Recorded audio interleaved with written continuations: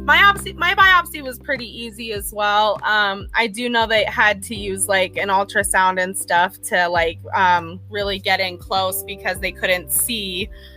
Because my kidneys are just so very, very, very tiny. They're probably about this big together. Yeah. Yeah. Ambreanna, you are currently on dialysis. It's affected Correct. you to the point that it's shut your kidneys down. How long have you been? So I've been on dialysis. I started dialysis for about a month last year, and I was having a lot of infiltration problems in my fistula here. And the company I was with at the time wasn't really trying to figure it out, and the dialysis was actually making me sicker at the time. So I talked to my nephrologist, and he said that I could just be monitored. And he didn't really kind of monitor me very much, as I said, for like the whole last year. So, but yeah, I ended up not getting monitored, and then I ended up getting on I stopped the dialysis after a month, and then I knew that I was going to have to start it probably again at the beginning of this year, and then that's when I did, and so I've been on it ever since, and I've been having, filtration issues. I just had a surgery on this probably about a month ago. I just had my checkup like 2 days ago, so we can now use this, but I've been using this chest port for a while now. Okay. And so you're on hemodialysis. Correct. Was that your choice of modality, or did you think about doing peritoneal or anything? So like that? I really didn't know much of the difference. I was kind of forced onto hemodialysis. When I went in to go talk about getting and switching to peritoneal.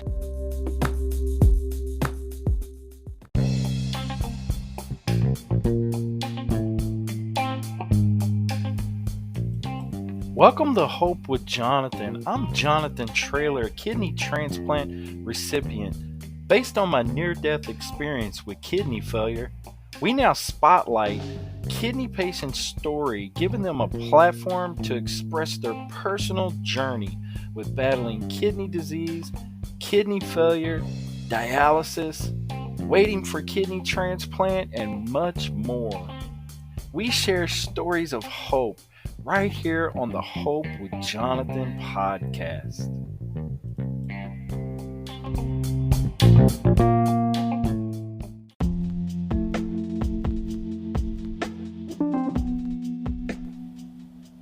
Hope with Jonathan podcast is a Hope Media production.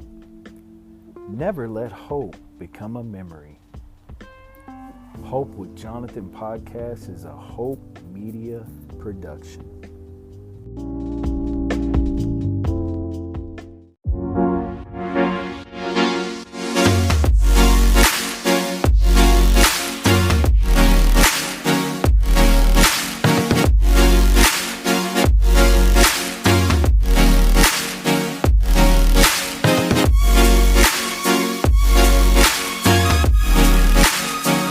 In Hawaii. No, you told him. You just forgot to mention I was in Colorado. Yeah. I apologize. No, you're good.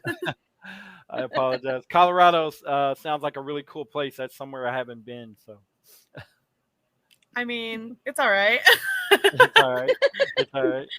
I much rather would be in Hawaii. Absolutely. I think everybody would like to come. No.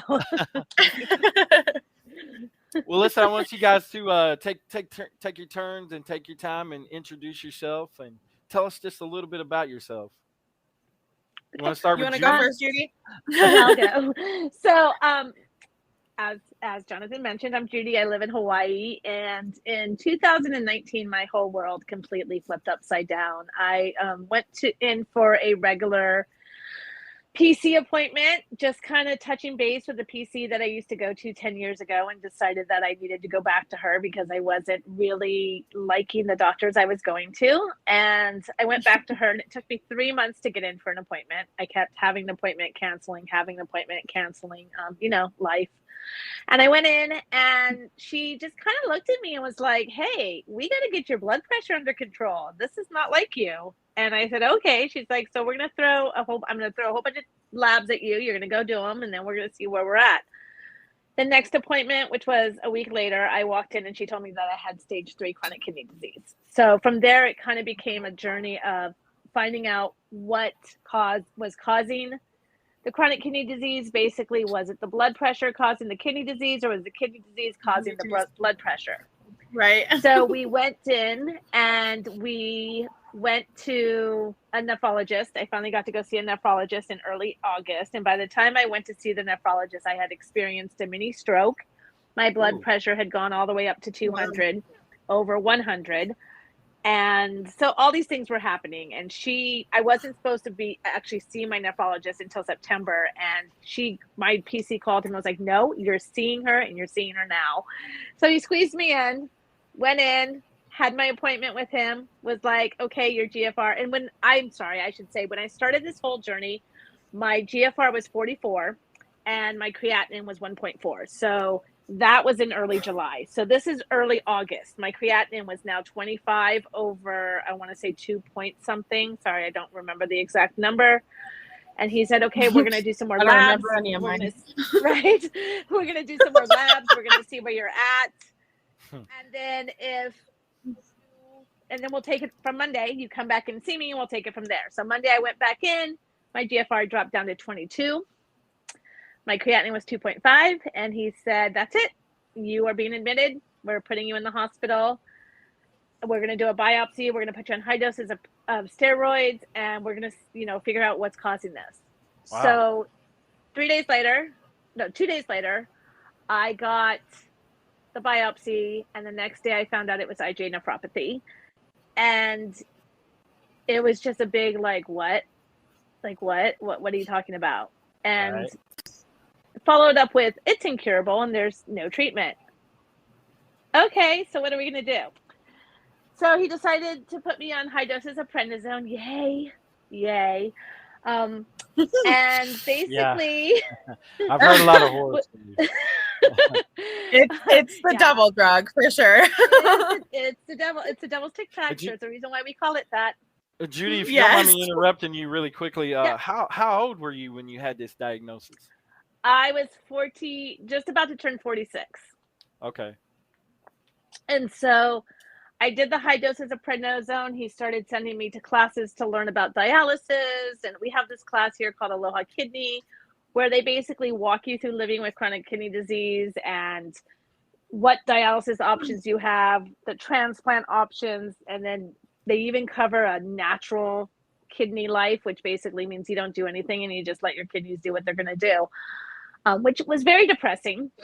But at the same time was an extreme eye-opener. Right. And the more I thought about it and the more I kept doing my labs on prednisone and just kind of seeing my GFR slowly changing, I was like, I have to do something more. So I decided to go completely plant-based in November of 2019. Congrats. I mean, honestly, I couldn't do it. I'm like, good job. Good on you. I'm the first person to admit I cheat.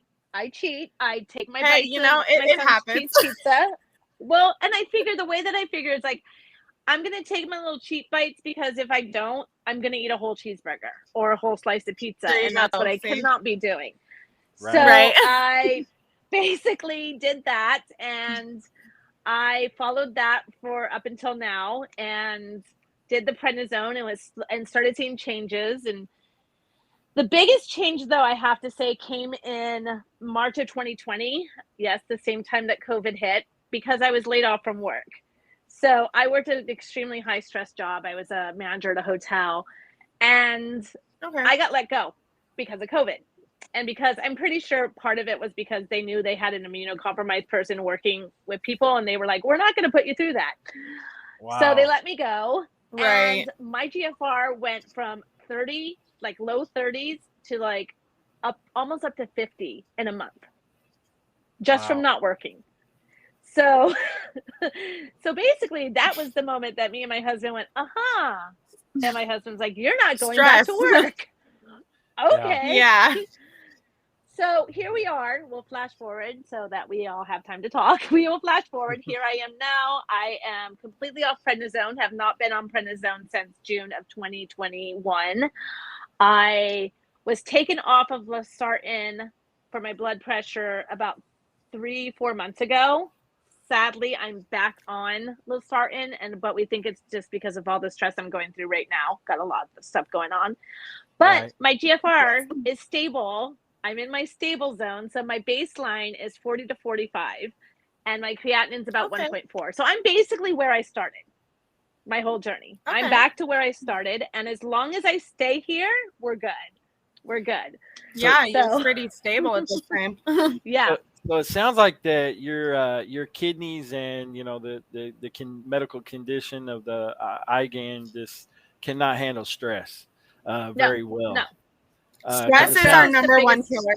Number one, stress is the number one trigger for our disease, and again, because it's so related to blood pressure. Right. Any stress is going to affect you. But you know what? I believe that's the case with all diseases, honestly, especially autoimmune diseases. I feel like IgAN nephropathy is an autoimmune disease, and I think with autoimmune diseases, stress is a huge contributor, because I also do believe that most of the autoimmune diseases that people live with are also trauma related. Sure. And trauma triggered. Absolutely. Of course, stress, trauma, it all kind of goes hand in hand. Absolutely. Yes. Super trauma based. Well, well, how about you, Ambri? Would you like to go now? Yeah, my story is kind of a lot crazier and kind of all over the place. So basically, I had been sick my whole life. My parents and everybody thought I was just faking it because nothing was coming up on my labs or anything.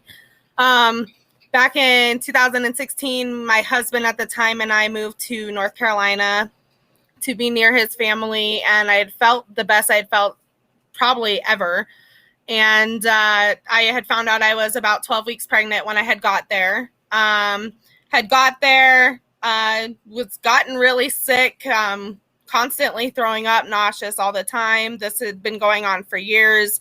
As I said, I had been diagnosed previously prior to that with celiac disease. And so I kind of started eating gluten-free, but that was just making me sicker. So I just can kind of contribute my sickness at that time to me being pregnant. A few months later, I ended up miscarrying and had a lot of stress contributing factors. My marriage wasn't going very well. I ended up moving to Michigan to be with my dad to start college because my dad called and told me he was going to start trying to pay for my college for me. And I was like, great, because I needed help out with that. And I was like, it was a perfect time to get, kind of close to my dad. So I moved out there, and within a few months, I had gotten really, really sick. And I had started working at Walgreens, and I had gotten a 4-day migraine for, as I said, it was like 4 days. And I went to the urgent care, and they had told me that they had given me medication, told me if the medication didn't work that I would need to go to the actual hospital, the emergency room. And I was like, okay, cool. So I take it. A few days later, I go to work, and then a few days later, the headache returns. So I take the medication.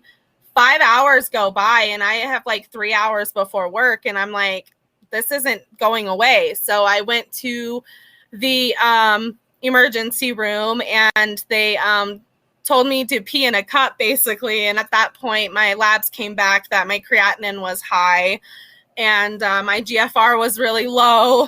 As I said, I don't really remember any of my numbers at this point. So at this point, I knew I needed to see a nephrologist because I'm pretty medically inclined. And so I made an appointment with an actual care provider because I had just moved there and I had just gotten Medicaid and stuff. So I had to find a primary care provider before they could send me to a nephrologist and all that. So they sent, I went to the primary care provider. This was in 2017. I went to the primary care provider, she ordered me to go to a urologist because she had done an ultrasound on me and found basically some like abscesses on my hilum. So she wanted to check it onto that because I had never had any like issues before. So we went and did the ultrasound within like 4 days or so, and they came back that the abscesses had moved from my my hilum to my my right kidney, and that was really, really weird. So she was like, we really want to go into that. So we want to do a urogram. So I went and I did my urogram and come back, and they found absolutely nothing, no abscesses, nothing on my kidneys, but my creatinine and everything was still high, and my GFR was still low. So at this point, me and my husband, he had actually moved from North Carolina back to Michigan with me to be with me to start making our marriage work and stuff. And we decided at that point to come back to Colorado because we knew we could get better health care. And I could see the doctors that had been seeing basically since I was like 16. So we come back here. I go and I see her for a little bit, and I don't see a nephrologist for about a full year. I come back, I see a nephrologist, probably, I think it was December 6th of 2019. She ordered a biopsy by I did the biopsy by the 12th, and by the 18th, they were calling me to get me into the hospital for emergency admission. And when I had got there, I was really scared because I didn't know what was going on. I had just gotten out of my spine clinic appointment, and literally I live 5 minutes across the street from the hospital of where I was, and the nurse had called me from the nephrology clinic and told me that they wanted to see me Friday in the office, and that I needed to start emergency treatment. And I was like, okay, cool. I'll go home and I'll tell everybody what's going on. So I come here, I literally drive into my driveway, as I said, 5 minutes later, and a different nurse is calling me to tell me I have to emergency admit myself to the hospital. Wow. So at this point, I had a braces appointment because I had braces at the time to go and get my braces fixed. So I was like, can I go get that done first and then come in? And she was like, yeah, go ahead and do that. So I went and I did that. During this time, the doctor comes in, and I'm not even sure what's going on. But basically, he's telling me I need to start chemotherapy and steroid treatment, or else I'll die by New Year's.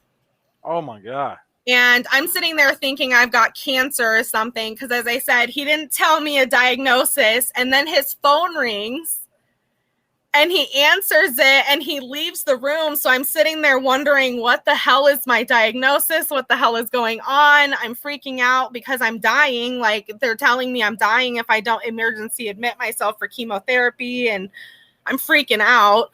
Exactly. So he comes back in the room, and I'm like, so what's the diagnosis and stuff? And then he finally tells me IgAN and stuff like that. And finally, I already knew about it because during this time I was in vet school, and we hear about that more often in animals, and especially cats, is kidney disease and stuff like that.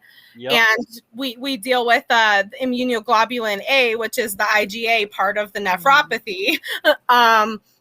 We deal with that quite often in the vet field. So I kind of knew already a little bit about it, and I kind of had already started asking my chemistry teacher about it because it kind of had stuck out to me when we were reading about it in school. So I kind of had already guessed that I was kind of on that line of having IgA or whatever. But yeah, that's kind of how I found out I had IgA. And then it just kind of went really, really downhill from there. I did, and this was right when COVID started, is when I started my chemotherapy and stuff. And I ended up losing my job and stuff because I couldn't work. I became physically disabled to the point I was so sick. Right.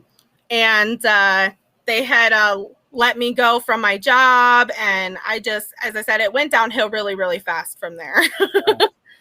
It sounds kind of like my story. I didn't. I'm guessing that you said you had a little bit of knowledge of IgAN Mhm. because of working studying cats, which is funny Yeah. you mentioned that because I own two cats and one of them actually has struvite crystals, Okay. which is basically stones. Mhm. But he's on a renal diet, Okay. and we have to feed him a special As I diet. said, we hear about it more Yeah. often in cats and stuff and like Yep. that. I was just in vet school, but yeah, as I Yep. said, I lost everything because of this. I mean, it Yep. literally took everything right from me. But I'm guessing beforehand, before you even knew that neither one of you didn't know anything about IgAN before No, then. I had no idea. I had no idea I should even be looking Nothing. into kidney disease or anything. Yeah, Yeah, me and, neither. Me neither. and I was the same way. I crashed into dialysis in 2019. I was laying in the bed with what I thought was the flu. Because it mimicked the same symptoms. I was throwing up. I couldn't keep anything down, and then I didn't have any strength, and I just didn't want to eat, and I just felt like I was really lethargic and wanting to sleep a lot, Yeah, and back when then I think what started mine was back when I was 15. I ended up getting bronchitis for 3 months, and they say that a prolonged sickness can cause that. But I also was pregnant at the same time, so I didn't know if that could have caused it, but I had been basically sick around the same time and ever since then. But my parents were always like, oh, it's all in your head. You're not really that sick. Like, you're just using it as an excuse. And I'm like, no, I'm really sick. But as I said, nothing was coming up on my labs and nothing did up until 2017. so it can be a silent disease Yeah. as well, huh? Yeah, it's called Yeah. the silent killer. Silent killer. Yes. I actually was sorry, I'm getting really bad feedback. Let me know if You're you good. can hear me, Mike. Sorry guys. It's okay. I actually was going to a doctor and he told me that I just needed to lose weight the whole time. Like, never told me anything about my labs, never told me anything. It was just like, you need to lose weight. And that pretty much was his response to me. Yeah.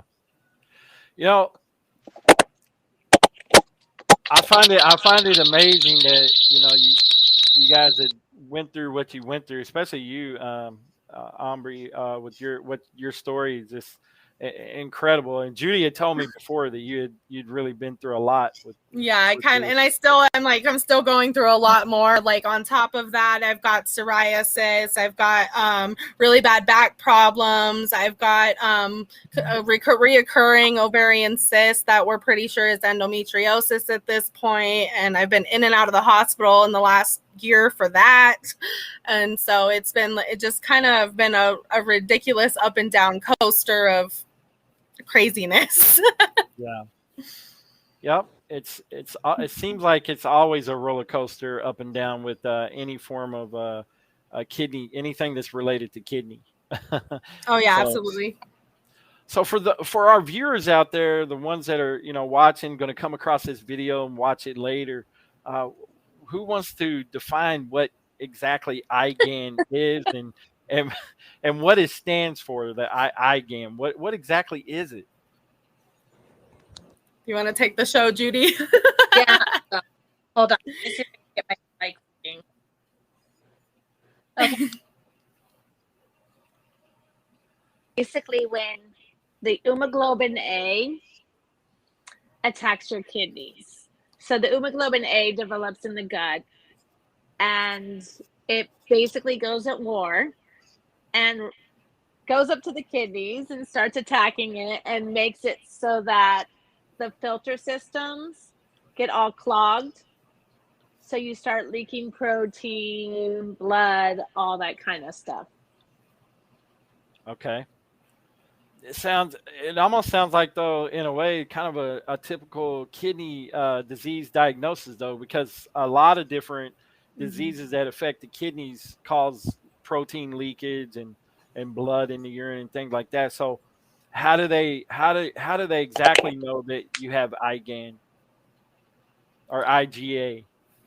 So immunoglobulin A is actually the immunoglobulin that normally attacks the actual basically like infections and stuff that you get, but instead it's actually attacking your kidneys. So that's kind of where we're at with that. Yeah. It's still really kind of up there about what the actual actual definition is for IgAN, and how to find IgAN and exactly get like a full diagnosis based off of your labs. You absolutely have to get a biopsy done. Okay. Yeah, and we have a guest here. Just want to send a shout out to C. Wright. Appreciate you tuning in. We also have Kyle from KWM from Toronto, Canada. He's been chiming in, and we have Jared Brown with the Warriors Quest Show. Hope everyone's doing well. But he has a question here. He was wondering about how your experience was with biopsy. How did it go for you guys? For me, do you want to go first? It went really easy. It went really easy. It was I was already in the hospital. So they just took me down, took me to radiation. They numbed the area. They did the biopsy. I went back to my room, and that was it. I had a little bit of pain, but with me, I was having bleeding issues. So it took a while for them to stop the bleeding. Wow. Yeah. I'm always scared whenever they say the word biopsy, and I hear people's stories about, what they actually do to do the biopsy. Is basically like a sample of your kidney, and they kind of puncture it. It does sound a little scary. I'm always scared about damage to the kidney. So like, you're going to poke me in the kidney that is already acting up, and then, and so I just get a little bit there's nervous. always that possibility with that, with like any kind of biopsy. So right. For me, my biopsy was pretty easy as well. I do know they had to use like an ultrasound and stuff to like really get in close, because they couldn't see, because my kidneys are just so very, very, very tiny. They're probably about this big together. Yeah. Yeah, Ambreanna, you are currently on dialysis. It's affected you to the point that it's shut your kidneys down. How long have you been? So I've been on dialysis. I started dialysis for about a month last year, and I was having a lot of infiltration problems in my fistula here. And the company I was with at the time wasn't really trying to figure it out, and the dialysis was actually making me sicker at the time. So I talked to my nephrologist, and he said that I could just be monitored, and he didn't really kind of monitor me very much, as I said, for like the whole last year. So but yeah, I ended up not getting monitored, and then I ended up getting on I stopped the dialysis after a month. And then I knew that I was going to have to start it probably again at the beginning of this year. And then that's when I did. And so I've been on it ever since. And I've been having, filtration issues. I just had a surgery on this probably about a month ago. I just had my checkup like 2 days ago, so we can now use this, but I've been using this chest port for a while now. Okay. And so you're on hemodialysis. Correct. Was that your choice of modality, or did you think about doing peritoneal or anything So like that? I really didn't know much of the difference. I was kind of forced onto hemodialysis. When I went in to go talk about getting and switching to peritoneal, they wanted a bunch of different things as far as like doing a home inspection and stuff like that. And I just didn't have the home and the stability at the time. So we're working on that right now. And then also the surgeon that was going to do it was really concerned that the surgery I had at 7 months old on my ureters, because I had a ureter replacement surgery, to make sure I didn't get so many UTIs and stuff and have kidney problems. But apparently that didn't work. So I had that surgery at 7 months old, and they were concerned that the scarring from that could stop the stent from going in. Sure. and that's understandable. They definitely don't want to mess up something else. Yeah, and during the time, as I said, I was in vet school, so I wasn't willing to take the more time off to Yep. make sure to go into a surgery that could or could not work by the time I got in or out of it. Sure. So right now we're in the process of, me and my boyfriend are in the process of moving, and then once we move, we'll get the home inspection and stuff done, and then we'll go from there about doing the surgery and stuff, because I've got a new surgeon and stuff. Absolutely. You know, if you can do home dialysis, I recommend it. My last 3 months of hemo, I did home hemo. I've heard it's a lot easier on the body, so I'm willing to do that. If I even have to stay with home hemo, that's fine. I'm telling you, it liberated my schedule. I felt better. I got my weekends back. I felt more in control. That's good. And you know, my wife was my care partner, so you know, we were like a team. You know, and you know, things that she would forget to do, I'd say, oh yeah, you know, don't forget, we got to check my blood pressure, we got to put in the heparin, or you know, do this or that. So it was great. It really worked great. Yeah, I'm gonna have to get a nurse or whatever, but that's totally fine. My boyfriend, he's too skittish of that stuff. He can't even be in the room when they're poking me for labs. My wife, it's honestly the same thing.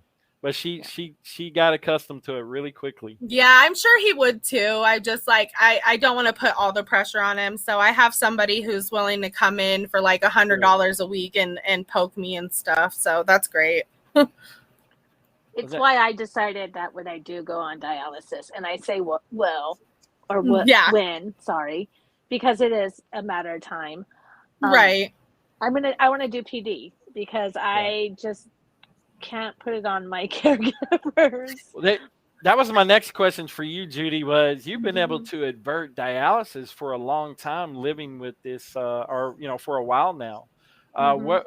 And I think we discussed this your last interview, but can we, for the viewers that are watching now, how are you able to avert dialysis and keep your labs and stuff in good standing? I credit it all to following a very strict plant-based diet. I don't eat a lot of things that are processed, so I make a lot of stuff from scratch. I also very low sodium, so if that's funny. If I cook something from at home, I'm not adding salt to it. So if it already has salt in it, then that's okay. But I also try to look at things that are 5% or below per serving. I do have things now that I will eat just because I like them that are a little higher than the 5%. But on a whole, I don't eat a lot of salt at all. And I credit all that with keeping my kidneys stable. Yeah, I did the same thing with following the renal diet. You know, when my kidneys failed, I mean, they started schooling me right away in the hospital. I mean, within like the 2 weeks that I was in the ICU, I got all this information just slammed at me really quickly, and I had to pick up on it quickly, or I wasn't going to survive. I mean, my creatinine, I had 0 kidney function. It was like 25. Was my creatinine at that time. Yeah, mine's at like 16 right now, so I get it. and they were like, you know, you got to stop eating cheese, and you got to stop eating this and that, and I'm like, whoa, hold up. I'm not giving up my cheese. You're psycho. Cheese is a hard one. Cheese is my kryptonite. It's my kryptonite. But then you know, after you start doing the research and you realize, you know, I can have maybe a little bit of mozzarella here and there, you know. So my dietitian, she's really good. She's all she does everything based off of your labs. She's not gonna say you can't have anything. She's just saying in moderation. Depending on your labs, depends on what you can eat. Like my labs are perfectly fine right now, so I can eat whatever the fuck I want basically, but don't go too crazy. I don't also add a lot of salt to my food. when I crave like sweet stuff, I crave a lot of fruits and stuff. So I'm really lucky that my body craves a lot of, basically just like natural, like processed, like natural sweets. So I'm really lucky that my body gives me that. Also, like my body will look at like different breads and stuff and tell me it's either too much or like protein, like meat protein. Same thing. I can look at a piece of meat and be like, that's too much for me. And basically my body will start making me sick at the point it becomes too much. So I just basically listen to my body, and it has guided me pretty well. It's just I have a very, very aggressive IgA compared to what Judy has. And I didn't get the chance to get all of that, started before I found out immediately that it was already killing my kidneys, and my kidneys were basically at 3%. And that's kind of where we were with that. Yeah. I think had I waited, like if I would have missed one more appointment, I think it would have been a completely different situation. I think because I was told that I do have an aggressive case, but because my PC jumped on it so fast and like basically like she was on vacation and she called the nephrologist from vacation to say, you have to see this girl. And had you that have not to get her happened, in, right? I would be on dialysis right now. It would be a completely different situation. Absolutely. I was fortunate.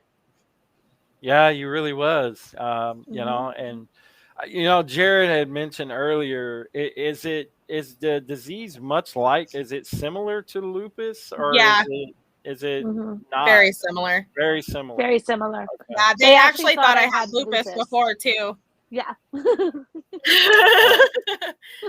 Wow. Yeah, I went from celiac to lupus to IgA. Yeah. So that was the first thing they tested me for was lupus. They were like, my Judy, do you have another autoimmune disease on top of IgA or just IgA? I actually have two more. I have rheumatoid arthritis, and then I also have Hashimoto's. And then I have fibromyalgia, which is kind of one of those. They do have that one too. Autoimmune disease? Is it not an autoimmune disease? Right, they're not sure. Really sure. Yeah. See, I've got psoriasis and that. Is that a little bit of the IgAN and the kidney, where the kidneys aren't functioning very well, that you get some of these other, or is it mainly from the IgAN? I really feel like they go coincided. Yeah. Yeah. What I was explained when I got diagnosed with the rheumatoid by my rheumatologist was that once you get one autoimmune disease, it kind of opens the door for other things to come in. Yeah, absolutely. Because it's your body is fighting itself. So that almost sounds like sort of like mental illness, they say, or mental health, that some people have, like 2 or 3. Like I'm being serious. I mean, no, seriously, it's true. Like people that suffer sometimes with like ADHD also have have anxiety, anxiety or depression, anxiety. And it's like, I have depression, anxiety, and I believe ADHD. Sure. So. Yeah, I'm sorry. Too. You're good. I said mental illness. I meant mental health. I'm sorry about that. Oh no, you're good. You're good. Okay. I'm going to school to be a psychologist. You're fine. It's a huge subject right now. I mean, I have intermittent family members going through it. I've went through it personally. And it's a big subject right now because a lot of people have hidden things like that. But over the years, so it definitely, with chronic illness, mental health plays a big part too. How do you guys balance that? So I think with me, what I've come to realize is that it's a constant grieving of the self. So once you get diagnosed with a chronic illness, be it whatever chronic illness it is, you're never going to be that person that you were before. You're never going to have the plans that you had before, your dreams, your hopes, all of that changes. So every day you're dealing with that.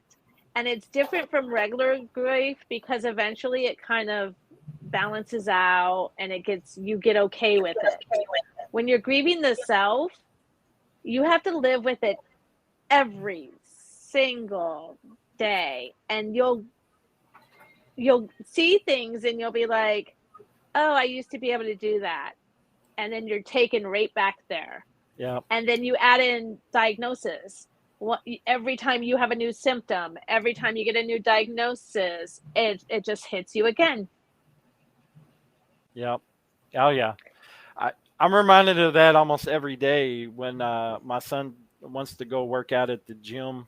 And I go to do things sometimes that I remember I could do before, maybe 4 or 5 years ago, before kidney disease dang near killed me.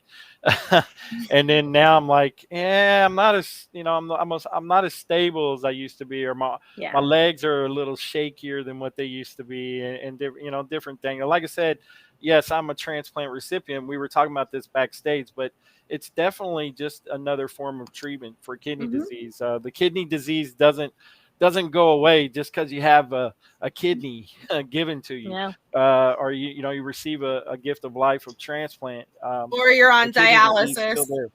Or you're on dialysis, right? Like that's a big one. Is people get the misconception that just because you're on dialysis that you're getting better. And that's not always the case. And I mean, like for me, like the dialysis is actually making me worse, and I'm always consistently fighting sepsis and stuff like that, and in and out of the hospital because of it. Yeah. I think the biggest shock to me when I took that Aloha Kidney class was when they started talking about dialysis, and they started talking about how much your life expectancy goes down. Right. Just from being on dialysis. Yeah, so I was told 2 to 3 years every day that I'm on it, and I have a prognosis of 2 to 3 years. Even though I'm young and I'm just so sick, I only have 2 to 3 year prognosis of life expectancy on dialysis at this current time. And it's crazy. They do tell you that, and it may be a rare occasion, but I do know of people that have survived on dialysis for many years. There was a lady in my center that had been on it for like over 20 years. Yeah, there's my chairmate. She's been on it for about 15, 20 years herself. So, but they just told me because of how sick it's making me and how many complications I'm having, it's just not doing me any justice. So it's actually making me sicker at this time. Yeah. I think you have to be aware of the effects that it has on your body, your heart. There's also calcification that can happen and things like that. And so you have to be, mindful of those things. But one question I did have for you guys is, and we kind of talked about this backstage, is how rare is IgAN? Is it becoming more current and more popular, or not popular, but showing up more? I think it's showing up more because people are more aware. Yeah. I was like, there's more people even on like the Facebook websites and stuff for the IgA pages and stuff, like 13,000 people, and they're like, it's just becoming more. People are more aware of this actual kidney disease compared to like just regular nephritis and stuff like that. Yeah. So a year ago, I reached out to the National Kidney Foundation here. And they told me I'm the first case they've heard of in Hawaii in 12 years, which is surprising because we have a huge Asian population, and it's very prevalent in Asians. So it's kind of like, really? But just in the last 4 months, I've learned of 3 new cases. Okay. And to the point where there's a local kidney support group here that wants to bring me on as one of their people to kind of welcome in the new IgAN nephropathy patients. Okay. And so I think it's really awareness. We just had the first ever annual IgAN Awareness Day. Yeah, so IgAN Nephropathy Awareness was May 14th. So there's new information coming out. It's becoming more mainstream, especially with things like TikTok and Instagram and these kind of things, it's getting out there. And I think what else is helping is the fact that we've been in the media because we had a treatment finally approved by the FDA for us. That's specific for IgA nephropathy. And that is Tarpeo. Yeah. So it's really exciting. I would imagine so. Yeah. When I and read you it, said you were getting like 3 more, Judy, or 2 more that might be approved. Oh no, there's about to be one was just announced, I think yesterday or today. Okay. It's being put out by Travene, and I'm pretty sure it's going to FDA approval. Oh, sweet. Yeah. Yeah, that'll be a second one. That sounds super exciting. Super exciting for you guys, especially it is for people that are going to be newly diagnosed in the future. It sounds like they're going to be able to offer them that treatment early on, which is exciting. And I think there's IgA nephropathy. The IgAN Foundation has been doing a lot of work to get information out there to build support for patients. I mean, they have a support group on I think it's the third Monday of every month. They do a virtual meeting, so it can be patients from all over the world can just come together and support each other, which I think is really huge when you live with a rare disease. And so that's a great resource for anyone who is newly diagnosed with IgA nephropathy. Is I think you really connect with IgAN Foundation because it's going to connect you with people that are going through the same thing as you. Yeah, and just try to get yourself out there on like social media and stuff too, because that's how I met Judy and stuff, and I've met like so many other different IgA patients, even literally so close to me and everything. So I think it's really important to get yourself out there, and at least even if you're not very big on social media, at least just make yourself a kidney page so people can follow your journey and kind of like support you, and so you can support them as well. We all have our kidney pages. You have your Hope with Jonathan page, she has her Judy's Journey page, and I have my Ambreanna's Alliance page, all on Facebook, and then we have all of our Instagrams and TikToks and stuff like that. And I think it's really important to get it out there social media wise the way that we are, and like with stuff like this, doing these podcasts is really fantastic. This is really great, Jonathan. I'm really happy that you brought us on here today. Like, this is really a really cool thing that you've done here. No, it's an honor to have you on and share your story, because I believe what we're doing is impactful and helping others out there. Some years back, I'm sure there wasn't maybe anybody out there talking about IgAN like this. No, I didn't see anything like this, at all. Even about other diseases like gastroparesis or anything like this. And now it's becoming like a super big thing all over social media. You just type in those hashtags and you find exactly what you're looking for, and you're going to find your people. Right. Yeah. You're going to find your people. You find your people, you find your tribe, your village, whatever you want to call it. Like, you're going to find those people. And it's great because when you're in those darkest moments and feel like nobody understands, there are people that understand, and there are people that are right there with you.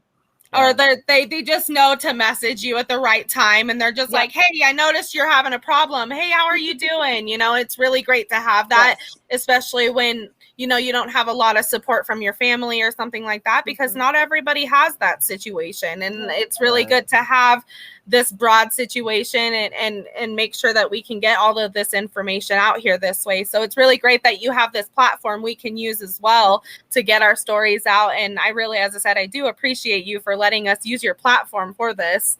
It's really fantastic. Oh, absolutely. I'd already interviewed Judy a year ago. Yeah, that's what you're saying. Yeah. But I see Judy doing incredible things on her TikTok. Always getting information out there. And she's always even motivating me to get out there and dance my heart out, and even when I'm hurting and stuff. Yes, you do a fantastic job. Even though you like, sometimes I can tell you're like, I'm a little embarrassed of this, but I'm gonna put it out there anyways. I'm here for it, girl. I am here for it. Yeah. I will say it was really hard doing all the dances building up to May 14th. Like I was like, you did so good. I was so excited for you. well, thankfully Lizzo came out with that one because Right. that really helped. Well, Jared says that he thinks you have an amazing online presence, and I think that's probably what he's talking about. Oh yeah, she totally does. Your TikToks and stuff, and that's one thing I will not do on TikTok. You'll never see me dancing. I'm not a dancer. Oh, come on. Around the house maybe, but not on TikTok. Oh, come on. But you guys do a great job, and I've seen some of your stuff too, Ambry, and I think you do some great stuff as well. And I think it's great to have platforms. When I got diagnosed, I found out. I started doing research right away. I was on Google and just searching for anything because I crashed in. Yeah, I crashed into dialysis. So I'm like, I don't know anything about this, and right.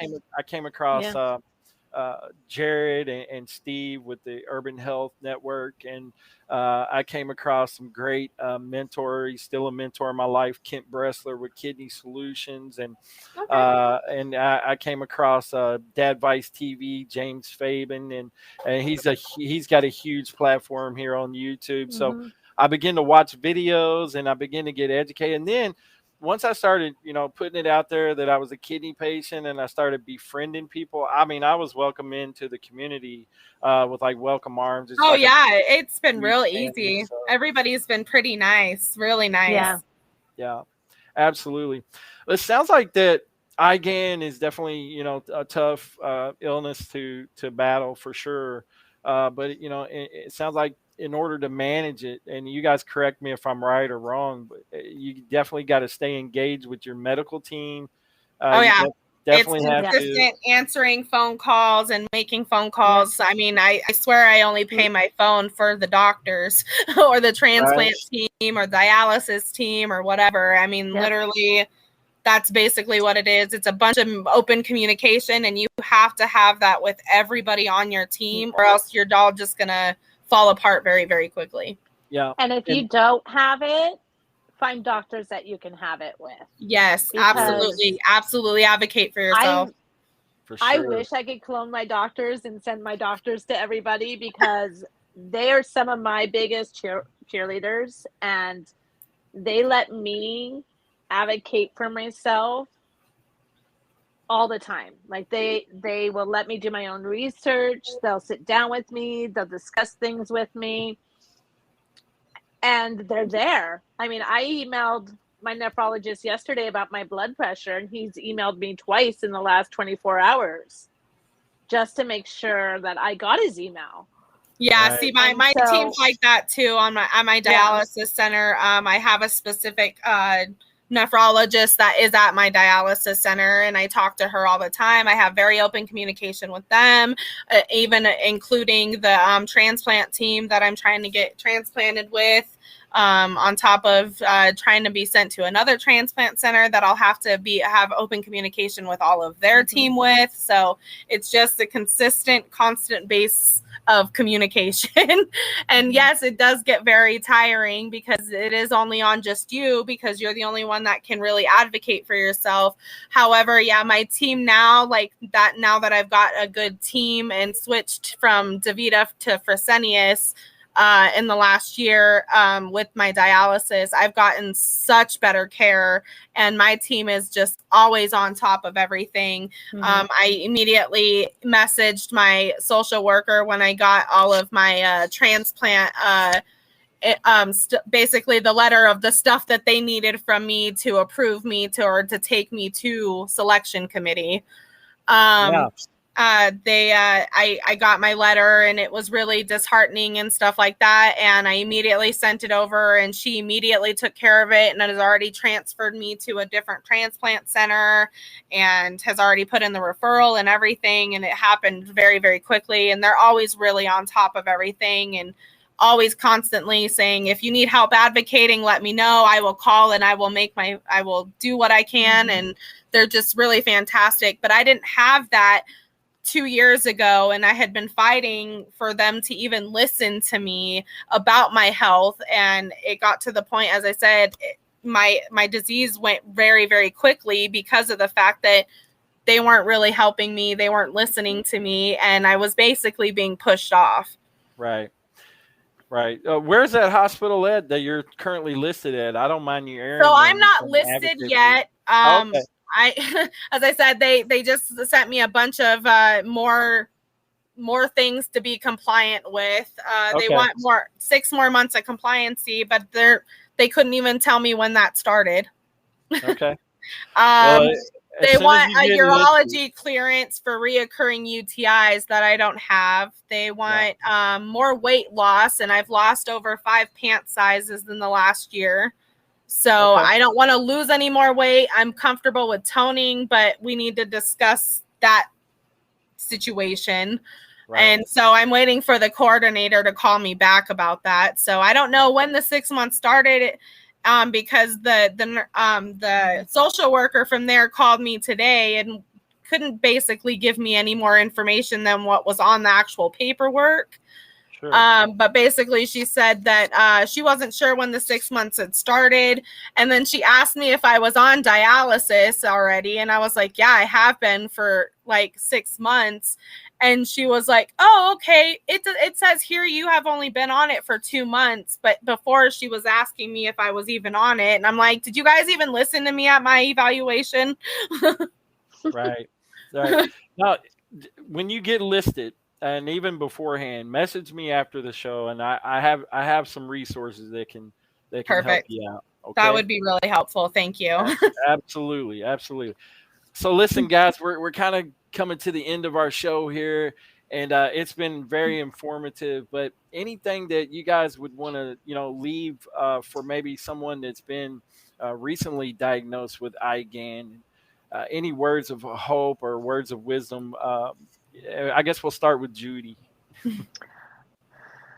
Come find your people. Like, honestly, it's going to make it a lot easier to know that you're not alone. Absolutely. And we're pretty easy to find. Yeah. I was going to say the same thing. I was going to say immediately go out and search, for the IgA Foundation, search for the Facebook pages, search for the hashtags on your social medias, and then, go from there. And, as she said, find your people, and then do just a lot of research. And if you have questions, don't be afraid to ask, because no question is a stupid question. We've heard it all. We've experienced it all. And at this point, we're kind of all learning together. Absolutely. No, when it comes to your health, there's no such thing as a dumb question. No, not at all. Absolutely not. Any shout outs you guys want to give tonight to anybody out there? I personally want to thank, the IgAN Foundation. I have had a lot of things happen in the last 6 months that they have really helped make possible. So I really appreciate their support. That's great. I think for me, it's, basically my whole healthcare team. Without them, I wouldn't be doing the best that I am doing. They're consistently making sure I'm okay, constantly calling.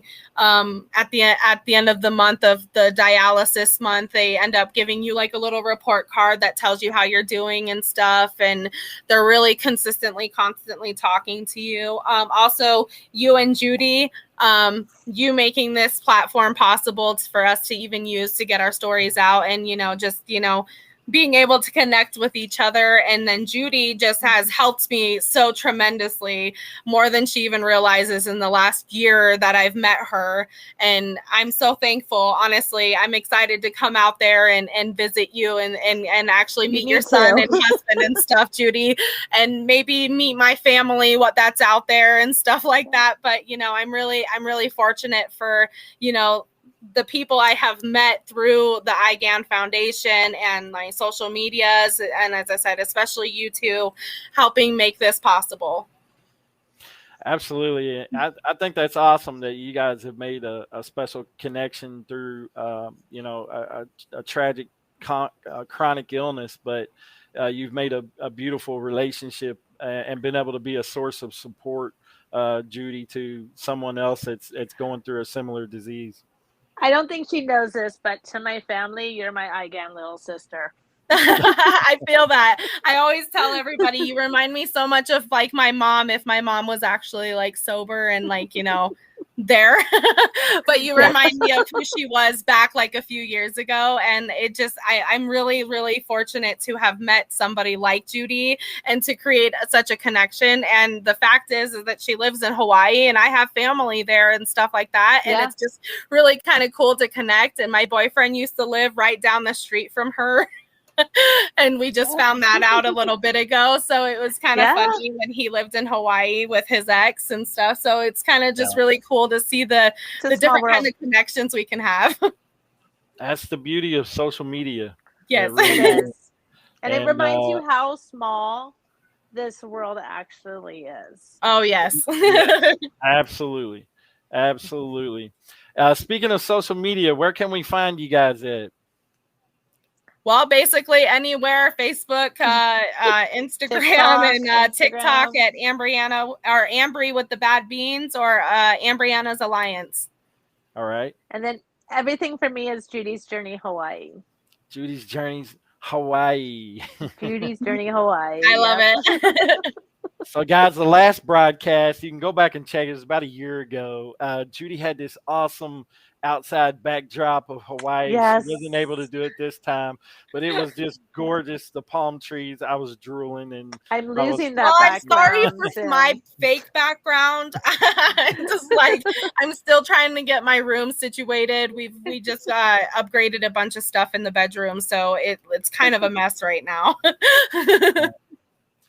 Well, this was an awesome podcast. I've had a lot of fun. It's definitely been very informative. If you're going through IgAN or currently, or maybe you're just recently diagnosed, I suggest that you find Judy and find Ambreanna here. And they're a great representation to help kind of lead you in the right directions.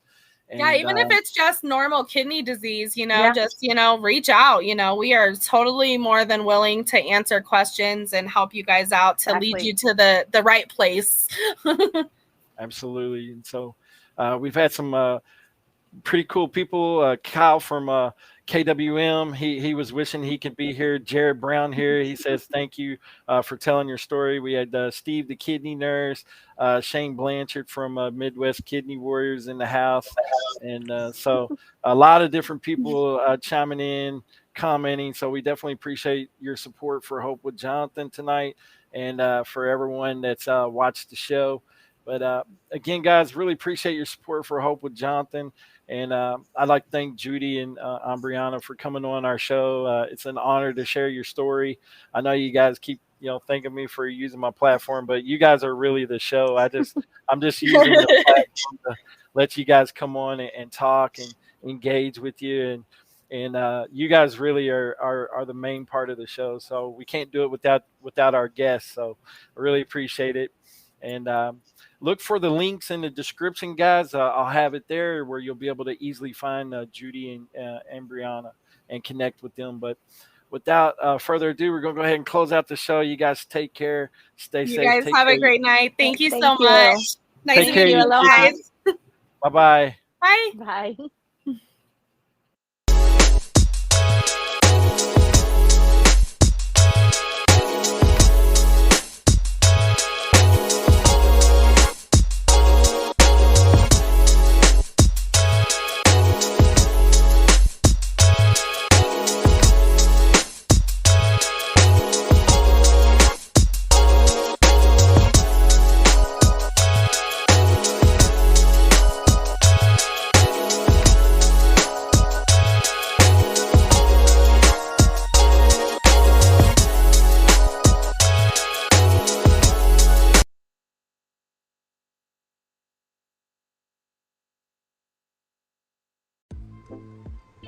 Hey guys, have you been over to hopewithjonathan.com?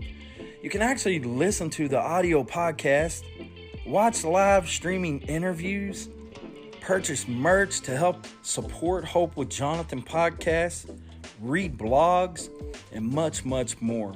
For more information on this, go check out hopewithjonathan.com, where we share stories of hope.